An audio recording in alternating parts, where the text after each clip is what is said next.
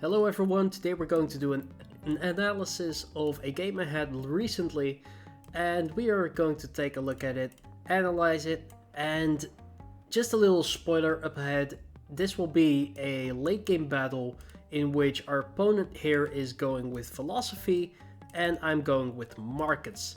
And you'll get to see how that ends up.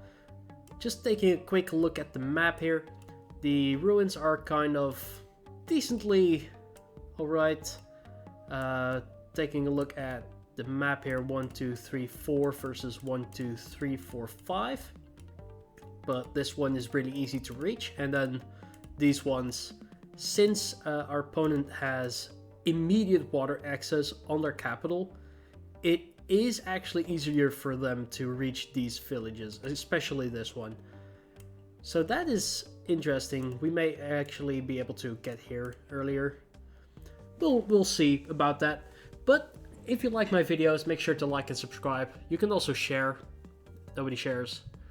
Anyhow, let's turn on the replay fog, turn off the shared fog, and we will be taking a look at this game from my perspective here. I'm playing Black Imperius. It was a really nice mirror match here, and we're going to take a look at it.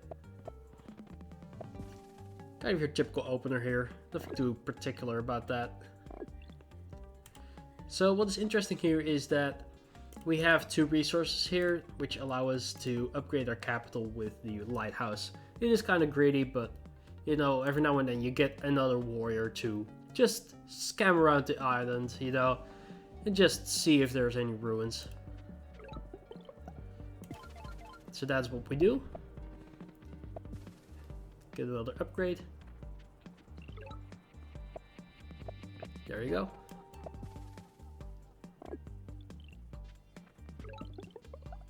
We get fishing here because we are playing on continents.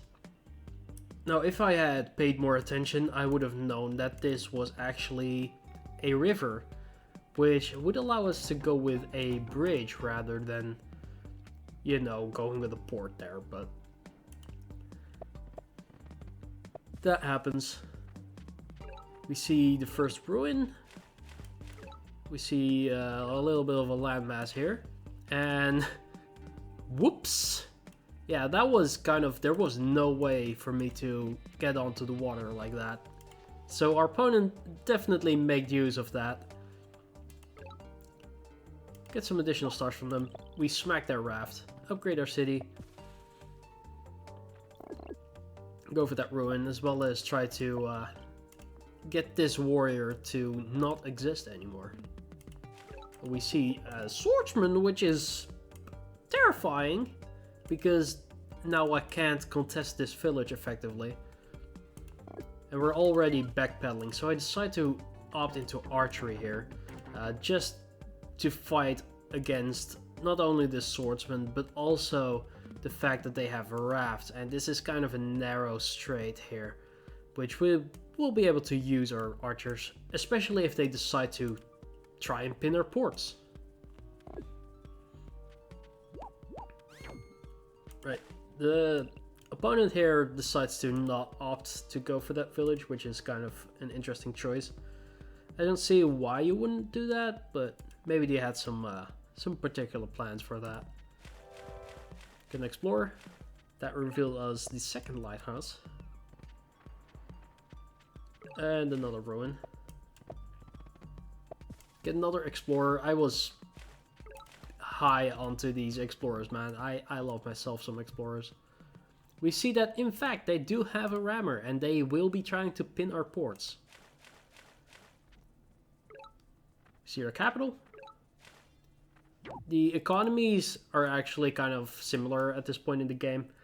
There's not too much going on for the mid-game in terms of economy battle, just until they just decide to opt into philosophy, and I get into markets a lot later. There you go. So they now pin our port, which is kind of bad, but we have a simple solution, which is just to smack it. It's not actually that bad of a trade, especially since our archers are more permanent than their grammar was, and it also is more expensive. So we will be able to go for this village here, and now we are also contesting the water, and we may be able to get onto these villages, and that will tip the balance of the game into our favor. And we're also still kind of dancing around this village here. So that's what we do. Just trying to bunch more warriors, riders, archers. And here we go for forestry, since that is the technology that will allow us to upgrade most of our cities decently, effectively, kind of expensive, but we have the stars for now, and our economy is kind of bust, so as you can tell, our turn is going to take very long. Especially since we take another explorer, which is just greedy at this point. We don't need that explorer. We had vision. Doesn't pay off whatsoever, so that's kind of a bad call. Can make a bunch of upgrades here.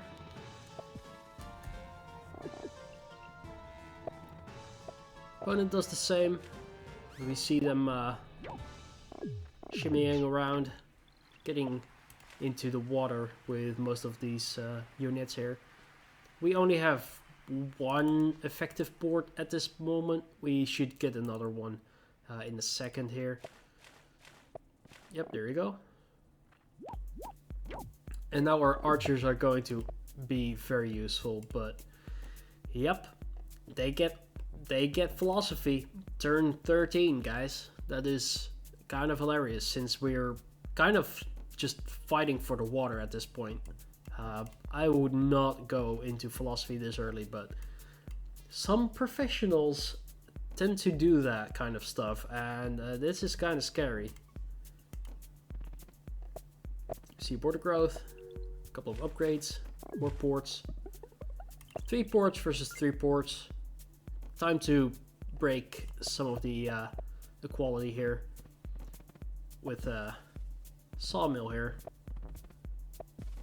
We're really trying to set up the game into a point where we can start making markets here, but we need a good economy and some spare stars. So these archers will help us defend for as long as we need to, just so that we can get the save up some stars and get into the markets position, and hopefully not lose the battle for this island here. Tactfully evade the mindbender here. Get onto the water. Our opponent opts to go for that ruin, which we deny. Was kind of a expensive play, but who cares? Get some more upgrades here. Get our second giant, and our economy is doing kind of good at this point. A bit better than theirs, but remember, they have philosophy. What is also interesting is to see that the number of units is still decently equal, except for the fact that we have 2 giants, but that will be changing soon, as you can see. There you go. Good counterplay from the opponent here. We get population from the ruin. Nothing too spectacular here, but we get catapults just to deal with that juggernaut that would be coming our way. So we're still waiting until we can get markets. It's turn 15, guys. Get another giant. Yep. We baited them. Masterfully baited.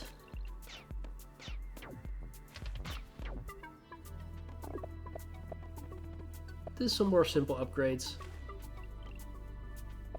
And we finally get to save up the stars. We see that our opponent has catapults, but as you can tell, what's interesting here is that we actually start to have the unit advantage, which allows us to save up stars, which we can then use to go for markets. We have a good spot here, we have a good spot here. We can plant another sawmill here and get another market here. I'm still kind of unhappy about the fact that markets haven't gotten their nerf yet. You know, the markets are just very strong, and I'm not sure how I would fix that. They're just a bit too much, and it's kind of pretty easy on specific maps to get them. We see their first bomber from the opponent. That is very expensive, and I feel like that's a massive misplay here. The opponent needs more units, not this kind of unit, especially since we will be able to deal with that. There you go. We get trade, pop a couple of markets, and now we are going to take the economic lead. And we start also advancing towards their land, since we have the unit advantage.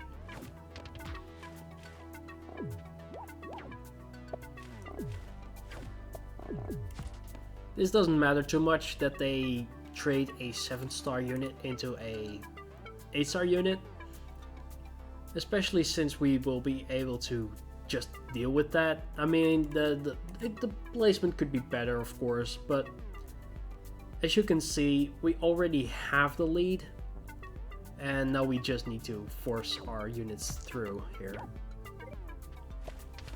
And I also don't see a way for them to unsiege this.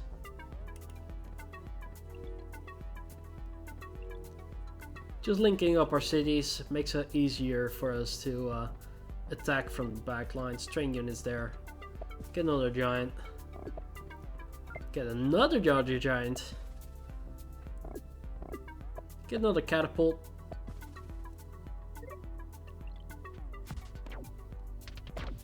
Opponent sieges us, but we will be able to unsiege them. Catapults are goated. They're just so strong. Get sailing to get rid of that. Do you see how late we got sailing? That's usually what happens on smaller continents maps.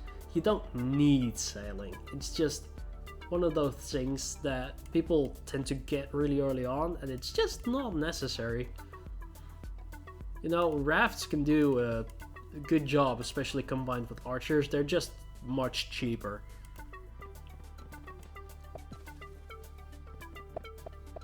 Get some more markets. At this point we have a definite lead in terms of economy. Opponent desperately tries to get rid of our catapults, but you know, we have so much going on here. And we just rode our giants in, marching towards them. Get ramming just to block this off. They can't get rid of this giant. They can't get rid of this giant. And that's game. It was a pretty cool game here. I'm not sure what our opponent was going for with the philosophy play. I'm kind of certain that our opponent was getting onto the right track, but to be fair, markets are just OP. And I feel like they would need to get nerfed. Especially with some people running around, just going for market cheats in every game. It's just not fun. It's too many resources to keep track of. Kind of makes the entire other aspect of upgrading your cities kind of superfluous. I'm just trying to come up with a way that you could, you know, change up the way that these markets work. I was thinking maybe you could only level a market up with one particular building to level 4 or something. Maybe level 3 with one building, and then I'm not sure how I would fix that. It's just not necessary. Of course they were working on that, but yeah. We have kind of a really nice position here. We will be able to just go ahead and probably siege this. Do we? Oh yes, we do. Right, so we can siege this. We can just, you know, get rid of this guy. We can roll this all the way over here. That is just so good for us. We have a lot of technologies, and we can get into diplomacy even to start hitting that city, but they are so low on units that we will be able to just obliterate them. Alright, so that is the video for today. I hope y'all enjoyed, and I will see you in the next one. Goodbye.